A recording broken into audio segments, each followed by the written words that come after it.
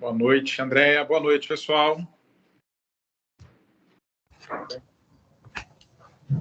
Bom, queria dar boa noite a todos, né? Hoje, dia 5 de agosto, nossa primeira sessão aí do mês, né? O tema da nossa sessão, né? Febre em paciente imunossuprimida, o que esperar, né? O Caio, nosso residente de clínica médica, vai apresentar. A Andréia, nossa rotina da clínica médica, aí vai moderar. E nossa mesa de debatedores aí vai ter o Pedro, nosso rotina lá da cardio, a Isabela, nossa infectologista, o Alexandre, né, figurinha já batida aqui nas nossas sessões, né, e o Alan, da cintilografia. Tá? Podemos começar. Vou passar a palavra para a Andréia. Andréia, fique à vontade, a palavra é sua. Uma ótima sessão a todos. Obrigado, gente. Obrigada, Luiz Fernando. Eu queria agradecer mais uma vez o convite. Um prazer estar aqui, poder moderar uma sessão, né, sempre tão enriquecedora, todas elas para o nosso trabalho, para a nossa instituição. Eu queria agradecer a presença do Pedro, da Isabela, do Alan, do Alexandre, que se colocaram à disposição. A gente dificilmente trabalha numa unidade clínica sem uma equipe multidisciplinar e, obviamente, de várias especialidades. Então, aqui acaba não sendo muito diferente. Antes de eu passar a palavra para o Caio, a Isabela gostaria de fazer um convite. Isabela, se você puder já, né, fazer esse convite que você tem para a gente, logo depois o Caio começar, a gente dá início à sessão. Muito obrigada. Tá ótimo. Boa noite. A gente queria, na verdade, convidar vocês para o nosso curso de antibiótico, que a gente vai iniciar na próxima semana. Foi um curso que a gente começou no início do ano passado e aí ele foi interrompido por conta da pandemia e agora a gente está retomando num formato um pouco diferente. A gente chegou a fazer uma aula, né, no ano passado. Ele era mais direcionado pelas faces dos antimicrobianos e esse a gente mudou para dar uma um pouco mais prática para ele. Então, ele vai ser baseado nas síndromes. Então, assim, vai ter aula de infecção urinária, aula de pneumonia, endocardite, doenças articulares, e a gente vai abordar o uso do antibiótico dentro desses temas. E o objetivo é que ele seja um curso bem prático, com exemplos de casos do nosso hospital, bem voltado para a nossa realidade e para a nossa microbiologia. Vai ser um curso que vai ser quinzenal, nesse mesmo horário, porque é um horário que a gente já está acostumado a fazer as atividades acadêmicas do hospital, quinta-feira, às 19 horas, vai ser alternado com as sessões. Então, semana vai ter sessão, na outra semana vai ter o nosso curso. Basicamente, eu e a Cláudia que vamos dar as aulas, e ele vai se estender até dezembro. São umas 10 aulas, mais ou menos, no cronograma. E aí, na semana da primeira aula, a gente entra em detalhes maiores e a gente espera todos vocês. Pode começar, Caio, por favor.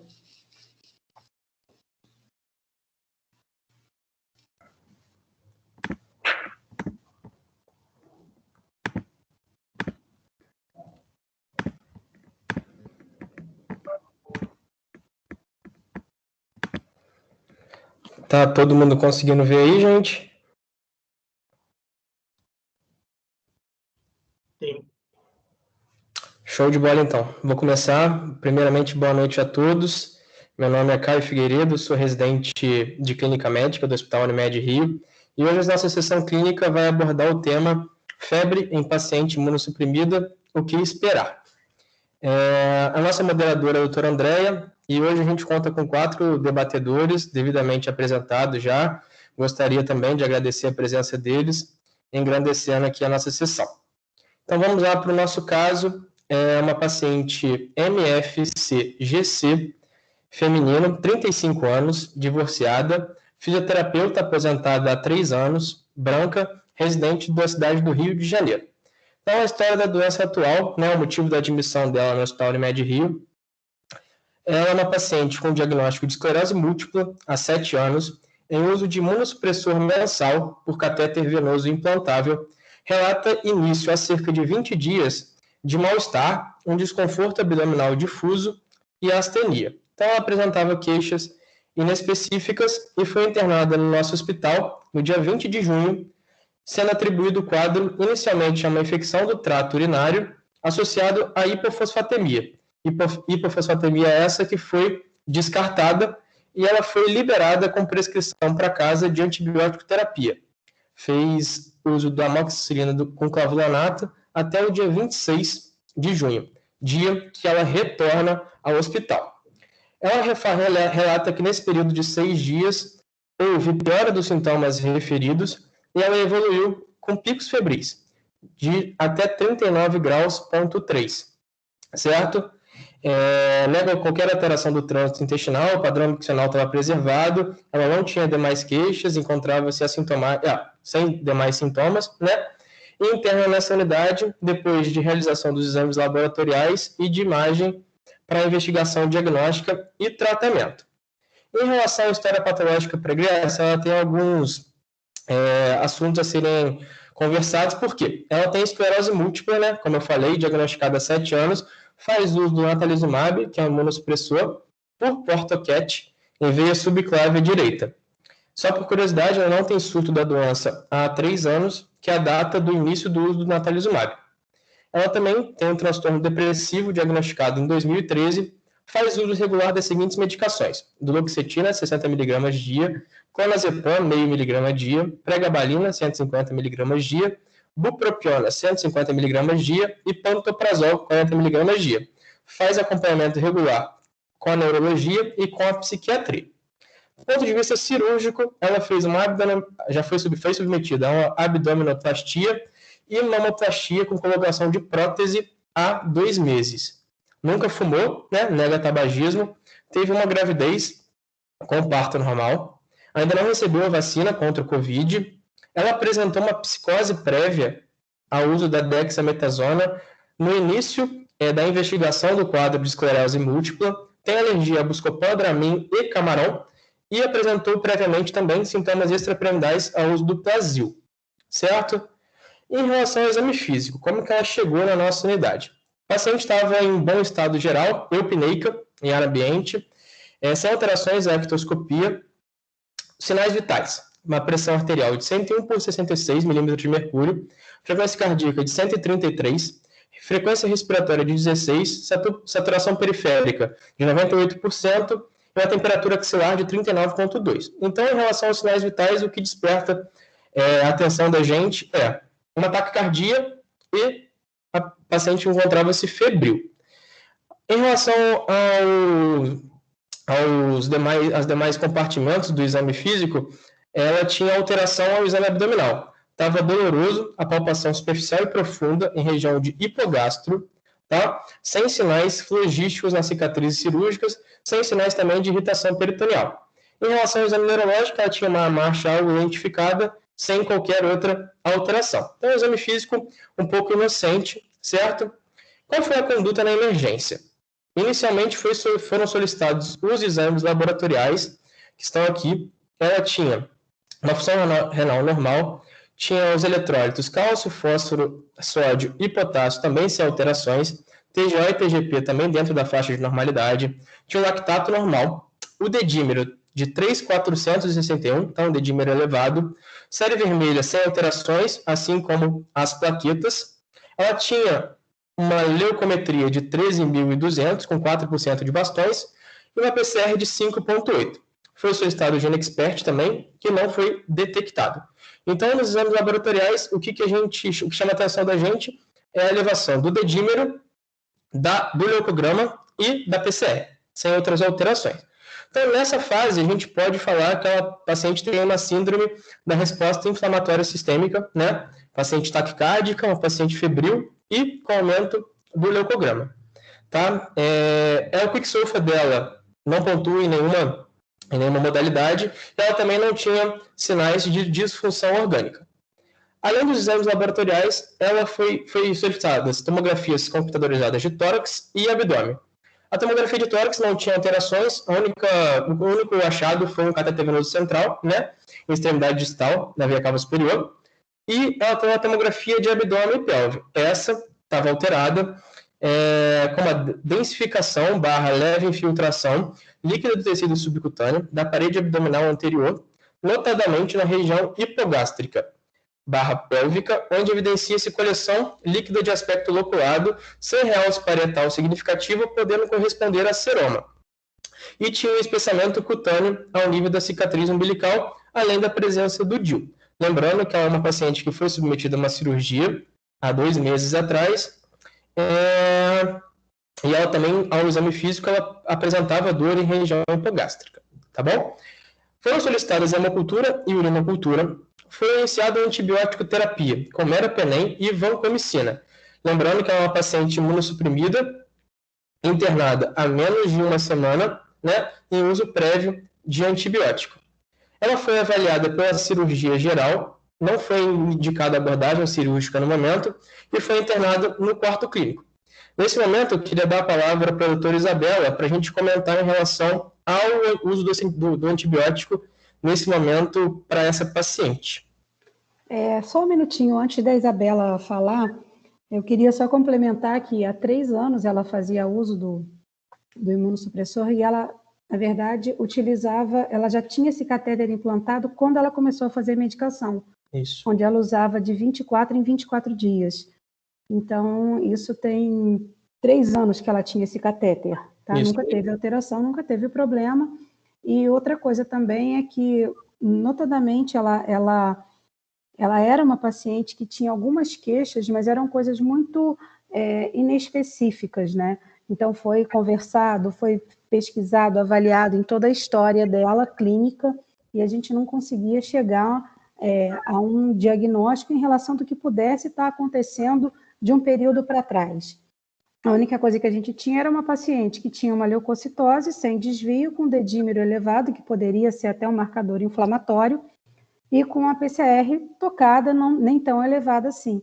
E que interna 1 semana antes de voltar à emergência, com esse diagnóstico, e só para complementar também, nessa internação do dia 20, ela teve uma urinocultura, apesar de ter um EAS alterado, 35 leucócitos a 40 leucócitos por campo, ela tinha um EAS que fechou, uma urinocultura que fechou negativa.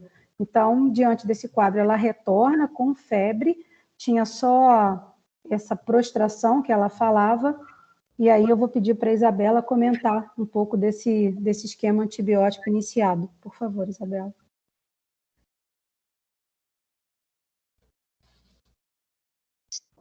Me ouvindo? Uhum. Tá.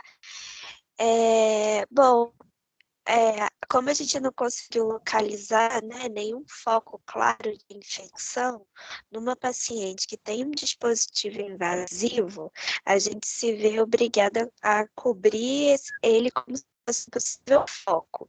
Então, pensando numa infecção de corrente sanguínea associada ao catéter dela, foi iniciada a vancomicina.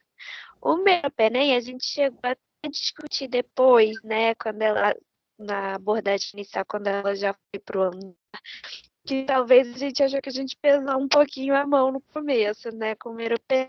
Ela tinha uso prévio, era só do Clavin, né, não era nenhum outro esquema antimicrobiano que a gente achasse que pudesse fazer uma indução de resistência, talvez a gente pudesse ter tentado um cefepime, um pipitazo anteriormente. Mas acabou que, como ela tinha feito esse procedimento anterior, que a gente não conhecia a microbiologia, né, do hospital onde ela estava, tinha esse seroma, né, que estava na dúvida ainda se podia ser um seroma infectado ou não. E essa suspeita de infecção de corrente sanguínea, né, os possíveis focos para ela, né, nesse momento, ela ficou com meropenem e vancomicina. E aí a gente coletou as culturas e esperou o resultado para poder fazer o descalonamento. Exato. Então, dando prosseguimento aqui ao nosso caso, no segundo dia de internação, ela evoluiu com melhora clínica e laboratorial e manteve um pico subfebril de 37,3. Na verdade, a PCR subiu um pouquinho ainda para 11,7, mas o leucograma já baixou para 8.500. Essa PCR, inclusive, foi o máximo a PCR máxima que ela fez durante a internação. Foi revisada a tomografia de abdômen com a radiologia e indagada uma possibilidade de apendicite. A paciente foi avaliada novamente pela cirurgia geral. O abdômen estava flácido, que o exame estava levemente difícil por conta da abdominoplastia recente. Não tinha sinais de infecção, de irritação peritoneal, porém havia um desconforto, a palpação de fossa ilíaca direita e flanco direito, numa paciente imunossuprimida. O que foi acordado com a cirurgia geral é que não havia indicação cirúrgica naquele momento, porém eles iriam reavaliar a paciente para descartar uma possibilidade futura de acordo com a evolução clínica dela. Foi solicitado um ultrassom transvaginal que não evidenciou nenhuma alteração, à exceção de moderada quantidade de líquido livre no fundo de saco posterior. Ela evoluiu depois, posteriormente, com elevação do dedímero, o dedímero que era de 3.462 foi para 7.782, foi solicitado o Doppler de membros inferiores e da veia subclávia e não evidenciou trombose venosa profunda. Nesse momento, a PCR já estava em queda e a leuco manteve a queda para 8.100, certo? A paciente evoluiu bem, afebriu, não teve nenhuma intercorrência nesse período, além de cefaleia. Por isso que eu vou falar um pouquinho mais à frente sobre o que foi feito. Então, no 7º dia de internação, as culturas fecharam negativas e a gente programou junto da CCIH 10 dias de antibiótico venoso. A sorologia de citomegalovírus não foi detectada. Para essa cefaleia, tinha sido solicitado um raio-x de seios da face, não tinha evidência de velamento sinusal, tá? O raio-x de tórax também sem alterações. A paciente foi avaliada novamente pela cirurgia geral, o abdômen mantinha-se flácido, não tinha sinais de irritação peritoneal, o paciente já não tinha mais queixas álgicas, a curva de PCR estava em queda gradativa, né? Do dia 29 de junho ao dia 2 de julho, a PCR de 6 foi para 2, então foi descartada a possibilidade de apendicite aguda e a paciente não tinha indicação cirúrgica definitivamente. Beleza? O paciente, então, manteve-se bem, estável. No dia 10, no 10º dia de internação, era o último dia de antibiótico programado para ela, certo? Ela fez uma nova tomografia de abdômen de controle que não tinha nenhuma alteração evolutiva. Permanecia a densificação / infiltração do tecido subcutâneo e o espessamento cutâneo ao nível da cicatriz umbilical. Então, não tinha nenhuma alteração evolutiva. E pensando no acompanhamento clínico pós-alta, a gente foi solicitado um ecocardiograma transtorácico.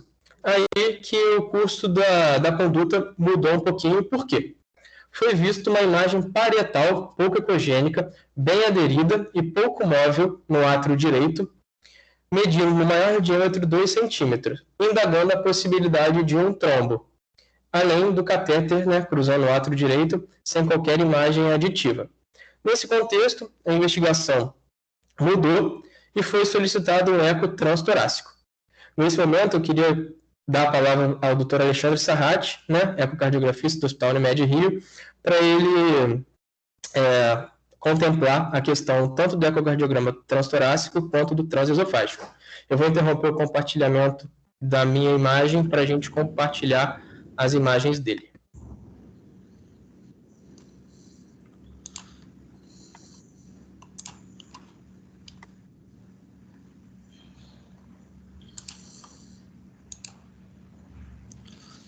Opa, boa noite. Vocês estão ouvindo bem? Sim, sim. Eu selecionei algumas imagens aqui do exame da paciente. Inicialmente aqui, um corte apical 4 câmaras, mostrando que a paciente tinha uma boa janela acústica, né? E o exame, por esse corte, é bastante inocente, o exame totalmente normal. No corte apical de cavidades direitas, a gente consegue ver uma imagem bem suspeita aqui na parede do átrio, tá? Difícil visualização, porque ela é pouco ecogênica, mas diante do histórico da paciente, né, de ter o catéter venoso central, isso a gente fez um exame mais focado para avaliação disso, né? Esse é o exame transverso, um corte transverso basal da mesma paciente no transtorácico ainda, e aí a imagem aqui fica bem mais evidente. Isso aqui é a aorta, átrio esquerdo, ventrículo direito, a válvula tricúspide aqui, e aqui dá para ver uma imagem bastante suspeita, e depois da melhor posicionamento, deslocando mais para o lado direito, você vê essa imagem aqui, tá? Por esses cortes, a imagem é bem mais característica de trombo, tá? No exame transesofágico, que foi feito no dia seguinte,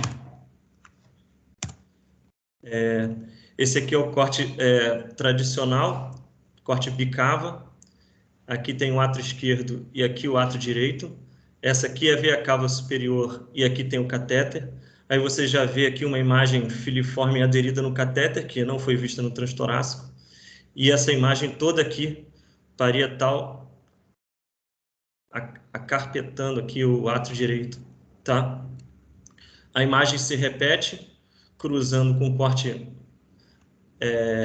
pegando a aorta aqui, né, a válvula aórtica, aqui já ao nível da válvula tricúspide, na válvula tricúspide, e o que faz suspeitar que não seja só trombo é que existe uma certa infiltração percorrendo aqui pela válvula tricúspide, e o folheto da válvula tricúspide está um pouco espessado aqui, e isso, assim, não é muito comum de ver em trombo, mas, assim, de resto, o exame realmente parece que seja um trombo. Ver a relação da ponta do catéter com a parede atrial, justamente onde a ponta do catéter encosta na parede atrial na sístole, você vê encostar na parede atrial. Isso aqui é a fossa oval, que está fechada aqui. Aqui é a válvula tricúspide, e aqui a pontinha do catéter, mostrando que ele dá uma cutucadinha na parede atrial.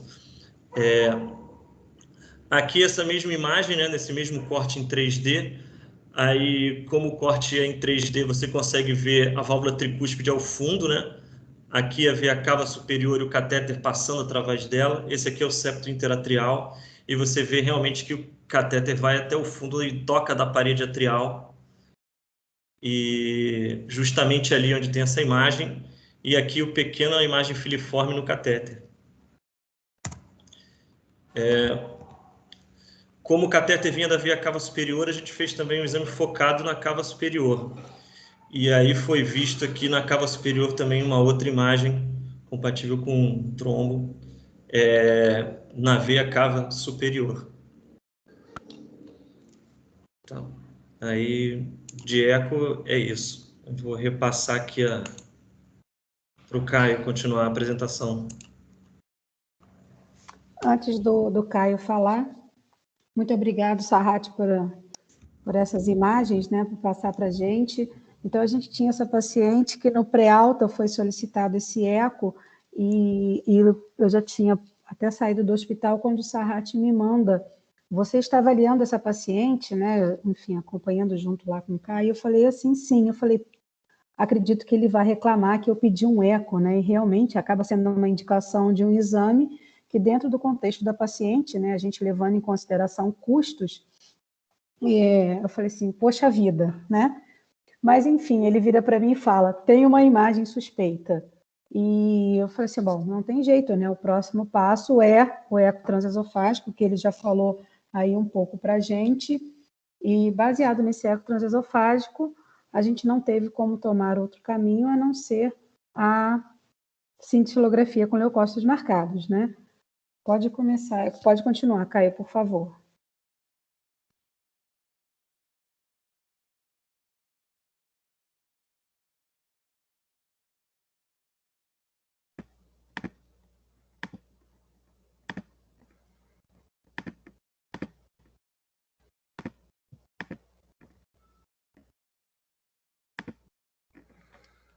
Tá dando para ouvir de novo? Tá, né? Sim. Tá sim. Show.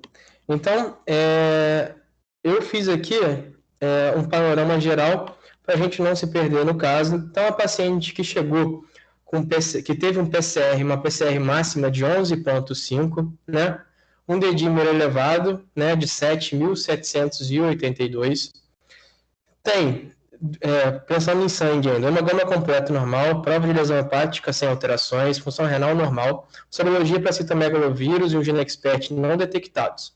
Além disso, ela tem culturas iniciais, né, tanto de sangue quanto de urina, negativas, Doppler de membros inferiores e da veia subclava direita, sem evidência de trombose venosa profunda, ultrassom transvaginal sem alterações, né, à exceção da presença de líquido livre no fundo de saco posterior. Tem o raio-x de seios da face sem evidência de velamento e um raio-x de tórax também sem alterações. A tomografia de tórax sem alterações e a tomografia de abdômen pélvico, aquela persistência do quadro do seroma, né, pós-cirúrgico, sem indicação de abordagem cirúrgica, tá bom? Nisso, a paciente fez o eco transtorácico e eco transesofágico, já descritos pelo Dr. Alexandre Sarrat, e a gente foi discutir o caso com a doutora Isabela da CCIH, e a gente retornou com o meropenem e a vancomicina, né? Foi solicitada a retirada do PortoCat, né, pela equipe de cirurgia vascular, foi enviado material para cultura e solicitado o implante da PIC, né? Igual a doutora Andréa falou, a gente solicitou a cintilografia com leucócitos marcados e foi iniciada também a anticoagulação terapêutica com Clexane de 80 mg de 12 em 12 horas. Além da cintilografia, a gente solicitou uma cultura para fungos e para as bactérias gram-negativas do grupo RASEC. Essa aqui é a cintilografia, tá bom? Eu queria pedir para o Alan comentar um pouco da cintilo para a gente. Pode passar o próximo, isso. Alan, você fala um pouco da cintilo para a gente, por favor?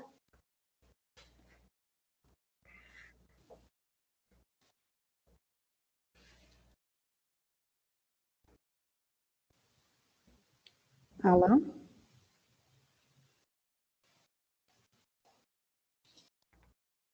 Ele pode estar com o microfone fechado.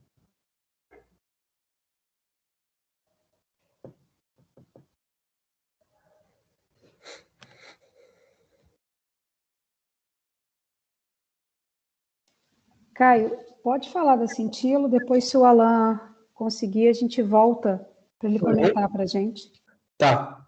Então, basicamente, a cintilografia, quando tem o laudo dela, né, marcou, né, o átrio direito, né, o laudo está aqui, uma área de captação anômala no átrio direito, adjacente ao catéter venoso profundo, que pode corresponder a uma alteração infecciosa / inflamatória, né? O doutor Alan conseguir, a gente volta a palavra a ele, né? Então, o que aconteceu com a paciente depois disso? Ela não teve antibiótico, e ela evoluiu com prurido difuso, inicialmente sem surgimento de lesões cutâneas e sem melhora com o tratamento. Foi indagada a possibilidade desse prurido ser decorrente ao uso do antibiótico, certo? Visando o restante da complementação da investigação da endocardite, foi solicitado um parecer da oftalmologia, o fundo de olho estava sem alterações, tá certo? A paciente evoluiu com piora do prurido, apresentando surgimento de lesões cutâneas eritematosas difusas, principalmente em dorso, abdômen e região inguinal, e não estava sendo responsivo aos antihistamínicos prescritos. O esquema, então, antibiótico terápico foi trocado para gentamicina e daptomicina, pensando realmente na possibilidade desse rastro cutâneo ser decorrente ao uso do antibiótico, né? Após essa troca para gentamicina e daptomicina, a paciente respondeu bem e as lesões cutâneas foram desaparecendo gradativamente.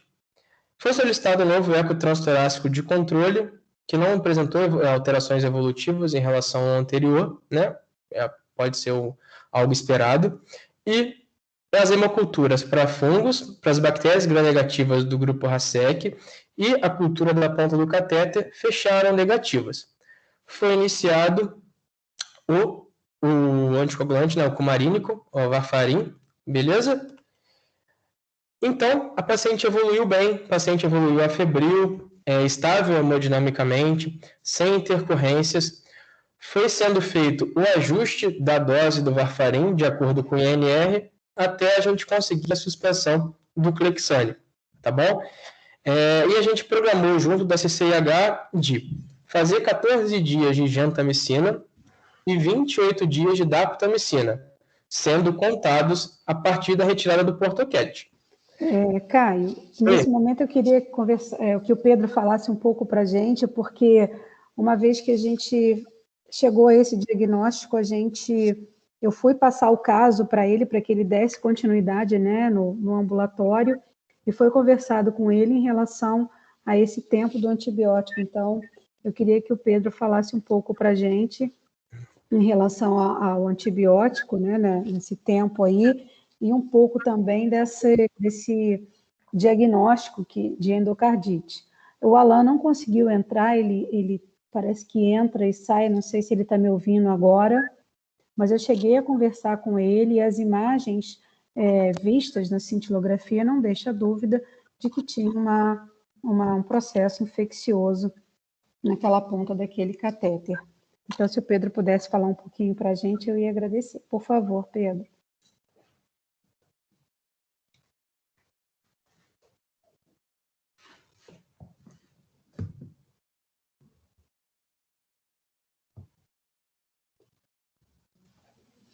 Bom, como em seguida eu ia pedir a Isabela para comentar um pouco desse esquema antibiótico, então se a Isabela puder falar para a gente. Tá bom, eu falo.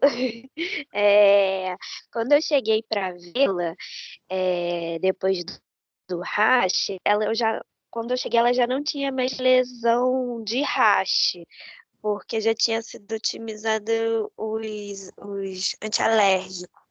Mas ela com muita lesão de escarificação, de coçadura, né?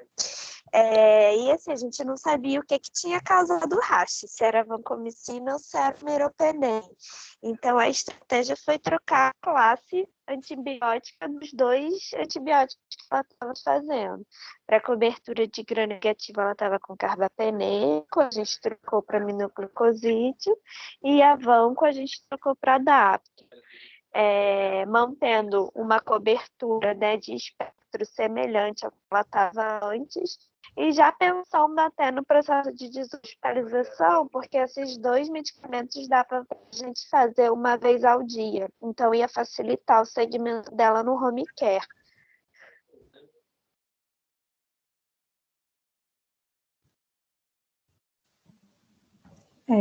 Obrigada, Isabela. Acabei de falar com o Alan, ele infelizmente não está conseguindo colocar o áudio mesmo para poder comentar, mas enfim, seria importante, né, a gente ter esse comentário dele, mas mais uma vez eu reforço que a cintilografia com leucócitos marcados não deixou dúvida que tinha um processo infeccioso ali, e mais uma vez a gente fala do fechamento da endocardite. Essa paciente evoluiu bem, ela já vinha clinicamente bem, depois da troca do antibiótico ela melhorou esse prurito dela com esse rash cutâneo, e a gente conseguiu que ela fosse de alta para casa, com esse acompanhamento ambulatorial e essa assistência domiciliar até o término do antibiótico, que vai até agora, dia 11 de agosto. Pode continuar, Caio, por favor. Show de bola. Eu coloquei aqui os critérios de Duke modificados, e para a gente definir, né, para a gente cravar que existe endocardite infecciosa, a gente precisou de 2 critérios maiores, ou 1 critério maior e 3 menores, ou 5 critérios menores. O que a nossa paciente tinha? Nossa paciente tinha a evidência de massa intracardíaca, né, da lesão, e a nossa paciente tinha febre. Nos demais critérios, tanto os maiores quanto os menores, a gente não encontrou a nossa paciente, então a gente fechou com um critério maior e um critério menor. Isso não fecha definitivamente de acordo com os critérios de Duke, mas elege a possibilidade do diagnóstico. Então, como conclusão, Foi mantida a antibiótico terapia, tendo como diagnóstico possível, né, a endocardite infecciosa. Então, ela tinha uma imagem em átrio direito, como eu falei, é uma paciente imunossuprimida, associada à febre, que é o critério menor, né? Embora ela não feche os critérios de Duke modificados. Coloquei algo em relação à investigação por imagem, só para a gente dar uma pincelada, porque a gente falou bastante sobre isso, né, durante a sessão. A fisiopatologia, então, da vegetação, ela começa com trombo asséptico de fibrina, depois que é colonizada por micro-organismos patológicos e inicia-se o processo infeccioso. Então, no final, tem adesão plaquetária com deposição de fibrina, células inflamatórias formando a vegetação. O ecocardiograma, inicialmente, é o exame de melhor, é o exame de escolha, né, o exame de maior acurácia, sendo o estudo transesofágico mais acurado do que o estudo transtorácico, né? Geralmente a gente começa a nossa investigação com o estudo transtorácico e procede para o estudo transesofágico, tá certo? A nossa paciente, ela tinha um catéter implantado, né? Então, o estudo transesofágico, ele é mais acurado para isso em relação ao transtorácico, tá certo? O diagnóstico ecocardiográfico, ele pode ser um pouco limitado pela sombra acústica, por imagens confundidoras ou pela vegetação ser muito pequena ou por não ter vegetação, tá? Isso fez com que fosse aventado novas modalidades de imagem para complementar a ecocardiografia, né? Um dos que tem sendo bastante utilizados é a tomografia com emissão de pósitrons, né? PET-CT. Tem se mostrado importante, né? Principalmente em casos de portadores de próteses ou com dispositivos intracardíacos, com mais de 3 meses de implante, tá certo? Além do relevante potencial, né, em detectar focos extracardíacos de infecção, malignidade ou outros tipos de inflamação. Lembrando como que o eco se mantém, né, como o exame inicial da investigação, e a suspeição clínica e os métodos microbiológicos de imagem, eles são essenciais para a gente diagnosticar endocardite aguda, e a inclusão de métodos de identificação microbiológica de imagem associadas à equipe multidisciplinar, igual a gente teve no nosso caso, né, envolvendo cardiologistas, infectologistas e especialistas em imagens, são fundamentais diante dessa patologia, né? Então, foi uma conduta, né, que envolveu múltiplas disciplinas, né, e que a gente chegou num denominador comum. Oi. Alô? Andrea? Oi, Alan. O Alan conseguiu colocar o áudio, se puder falar um pouco para a gente. Caio, você consegue voltar naquela imagem, por favor? Consigo. Para senti-lo? Mil desculpas pela conexão aqui. Não, Bom, sem problemas. Um caso muito ilustrativo de uma equipe multimodal fazendo a diferença, né? Porque em outras circunstâncias, talvez essa paciente não tivesse o diagnóstico estabelecido de forma relativamente precoce e teria tido um quadro mais arrastado. E sabemos que pacientes com endocardite infecciosa não tratados, eles têm uma alta mortalidade. Em relação a como pode aportar a medicina nuclear para elucidar estes quadros, então, se a gente se remete até antes de 2015, nem no livro-texto existia a menção da medicina nuclear na elucidação da endocardite infecciosa. Hoje em dia, já temos, desde 2015, no guideline da ESC, e agora também em 2020, quando saiu um documento da Sociedade de Arritmologia, por exemplo, para dispositivos cardioimplantáveis, colocando tanto a cintilografia com leucócitos marcados quanto o PET-CT como ferramentas primordiais em casos duvidosos, principalmente, para não ficar com um diagnóstico incerto. Esse exame foi um exame feito com leucócitos marcados e fica um pouco prejudicada a qualidade da imagem, porque são feitas duas imagens, uma imagem precoce e uma imagem tardia. Muitas das vezes fica a dúvida se fazer um PET-CT ou uma cintilo com leucócitos marcados. O Caio falou muito bem que devemos evitar fazer o PET-CT quando temos um processo, um implante do catéter ou dispositivo recente, porque isso pode gerar um falso positivo. Nesses casos, se dá preferência à cintilografia com leucócitos marcados. Passado este tempo, podemos optar tanto por fazer os leucócitos marcados, quanto fazer o PET com FDG, tanto para ver de endocardite de válvula nativa, de válvula protética, principalmente de válvula protética, assim como infecção por dispositivos extracardíacos e marca-passos e eletrodos. Observamos que, neste caso, há uma captação focal que se projeta na extremidade distal do catéter, já no átrio direito. Se fosse um paciente que tivesse um implante recente, poderia ficar alguma dúvida, principalmente se for em válvula ou se for na loja. Mas quando há um prazo maior do que 3 meses, então não deveríamos observar captação. Essa já é a imagem de 24 horas. Sabemos isso porque, dentro da distribuição normal do radiofármaco, acontece uma captação pulmonar que vai diminuindo ao longo do tempo. E já na imagem de 24 horas nos permite elucidar um pouco melhor. É importante que também se faça um estudo de tomografia para correlacionar esse achado focal e ver aonde de fato há essa captação. Nesse caso foi feita uma angiotomografia na qual foi feita uma fusão manual que conseguiu identificar exatamente aonde estava a captação anômala. É importante lembrar também algumas causas de falsos negativos. A gente sempre deseja que esse exame seja feito o mais precocemente possível. Muitas das vezes isso não é possível. Isso porque quando você deixa passar um tempo prolongado, faz uso de antibióticos de amplo espectro, então há circunstâncias na qual pode existir um processo infeccioso, porém a cintilografia pode ser negativa.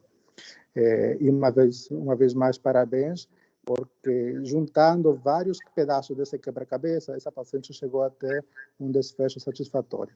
Obrigado. Muito obrigado, Alan. O Pedro conseguiu entrar. Eu vou pedir ao Pedro para falar um pouco para a gente desse quadro, só para esclarecer também. A história clínica dessa paciente foi coletada a cada dia da internação dela, em que a gente entrava no quarto, né? E realmente a gente não conseguia juntar muita coisa. Durante o mês de abril, ela fez o implante, né? E da prótese e a abdominoplastia, e início de maio ela começou com uma cefaleia, chegou aí na oftalmo dela, porque ela tinha que fazer uma consulta de revisão, ela levou para mim os exames, o fundo de olho dela normal, fez uma tomografia, porque era uma queixa que vinha se arrastando de cefaleia há alguns anos, e a TC de crânio também foi normal. Então, várias coisas, né? Eram queixas muito soltas e que a gente não conseguia juntar. Queria pedir o Pedro para falar um pouco para a gente, por favor, desse caso, né, que ele vai agora acompanhar no consultório. Para ele falar um pouquinho da endocardite, desse caso específico. Obrigada, Pedro. Obrigado a você, Andréia, pelo convite. Parabéns pelo caso, parabéns, Caio, pela apresentação.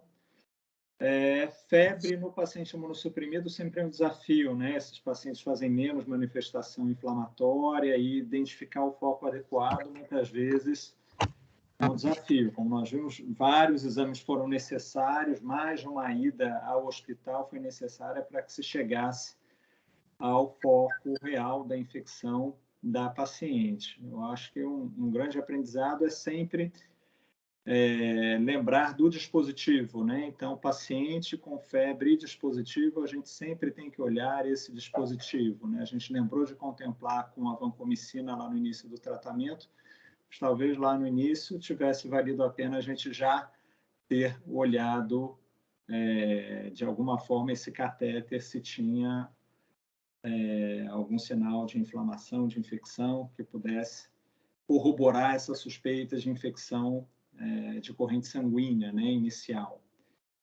O Caio já falou sobre a questão do diagnóstico da endocardite, né? É uma endocardite provável, a gente não tem o diagnóstico definitivo de endocardite nesse caso, porque a gente tem uma vegetação intracardíaca, a gente tem condição predisponente, que é um catéter implantável, a gente tem uma paciente imunossuprimida, ela teve febre, então ela tem um critério maior, 2 menores, ela não fecha ainda o diagnóstico, as hemoculturas foram negativas, mas numa paciente que já estava em uso de antibiótico, né, inicialmente por uma suspeita de infecção urinária, e na internação com a piora, com a recrudescência da febre, foi iniciado um amplo esquema e a cultura veio negativa.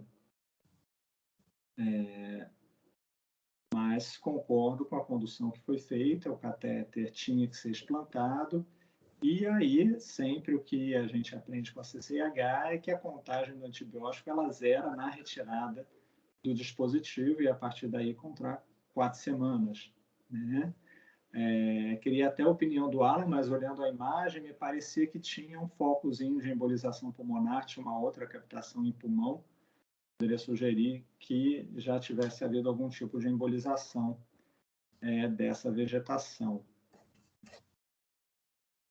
A anticoagulação com varfarina, a gente discutiu isso, né, Andréia? Na alta, é uma paciente com uma vegetação /trombo intracardíaco, e nesse contexto a gente não tem estudo com o uso de anticoagulante direto, então o anticoagulante que nos resta é fazer a varfarina, com a proposta de fazer pelo menos 4 semanas.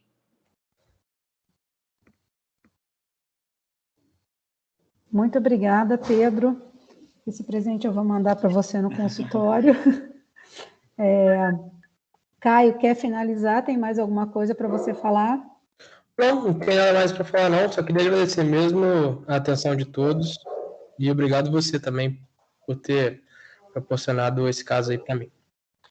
Eu queria agradecer a participação dos convidados. Mais uma vez, acaba sendo uma conduta multidisciplinar, né? A gente não consegue trabalhar sozinha, a paciente com febre realmente fica um aprendizado. A paciente tinha um catéter, não é porque ela tinha 3 anos que não tinha nada. Inicialmente pensou até na possibilidade de um trombo, ela chegou a fazer o Doppler de subclávia, de membro superior direito, de membros inferiores, até porque tinha esse dedímero que aumentou nesse decorrer, então fica esse aprendizado. Dizer que uma paciente imunossuprimida com febre realmente não é uma coisa fácil, porque inicialmente até pensou numa apendicite, enfim, mas mostrar que cada vez mais a gente tem uma equipe de excelência, né? Então a gente precisa da parte clínica, mas sem essa parte do diagnóstico a gente não segue muito em frente. Então, mais uma vez, eu queria agradecer a presença de todos, deixar aberto se alguém quiser fazer algum comentário, falar alguma coisa, queria deixar aberto para se alguém quiser falar alguma coisa. Andrea, só para responder ao Pedro do questionamento ou da dúvida em questão à captação pulmonar, aqui não foi demonstrada uma imagem precoce. Quando há uma imagem precoce, há muita captação pulmonar. É ainda o material circulando, são os leucócitos marcados circulando, e que depois, quando você faz mais de 24 horas, há uma intensa redução dessa captação. Desde que não seja uma captação que é intensa e em um volume maior, então não é considerado como um processo infeccioso nesse local. É simplesmente que às vezes acontecem grumos de leucócitos no pulmão. Por isso não acaba sendo muito bom para avaliar foco à distância no pulmão, principalmente com leucócitos marcados. É bom para avaliar, por exemplo, embolização encefálica para outros lugares à distância. O pulmão falha um pouco nessa questão, e ainda mais porque as áreas de captação são muito focais e diminutas.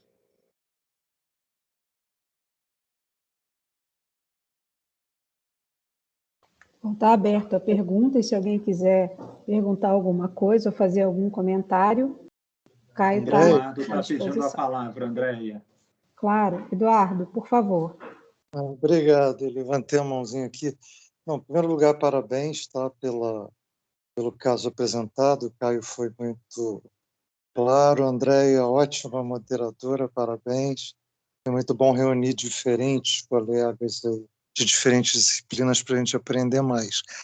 Eu queria só perguntar para Pedro, aquele que vai acompanhá-la, né, no consultório, qual seria a programação de acompanhamento, de controle de cura que vai ser feito nesse sentido?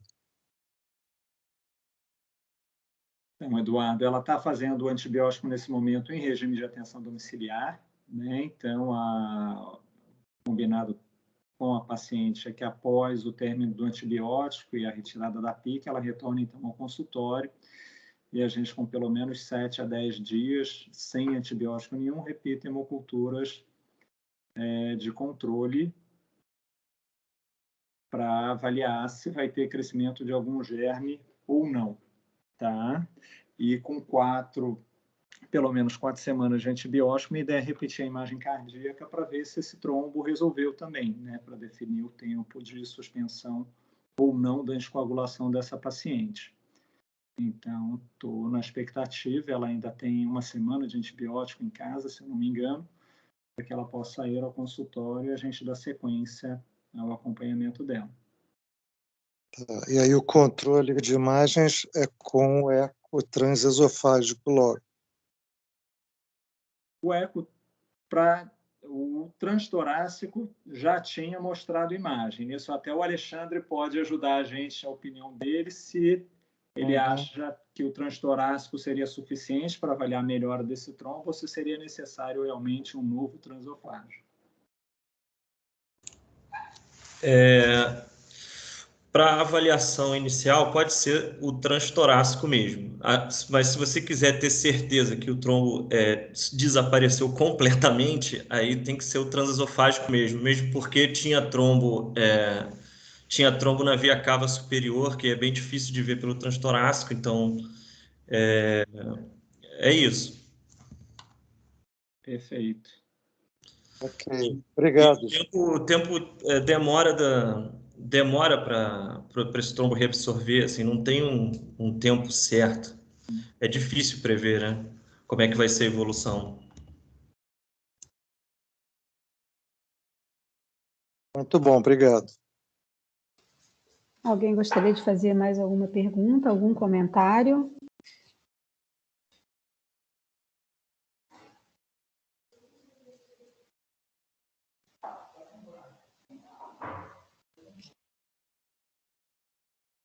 Bom, gente, acho que realmente, né, a gente tentou esclarecer o máximo possível.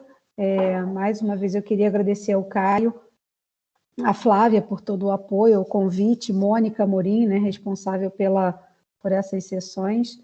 Mais uma vez, Alexandre, Isabela, Alan, Pedro, muito obrigado por enriquecer ainda mais a sessão. Queria agradecer muito e desejar boa noite a todos. Se alguém quiser falar mais alguma coisa. Acho que o Silvalides pode finalizar. Vamos por finalizar favor. então, gente. Tá? Muito obrigado, parabéns, Andréia, Caio, todos os debatedores. Foi ótima sessão, né?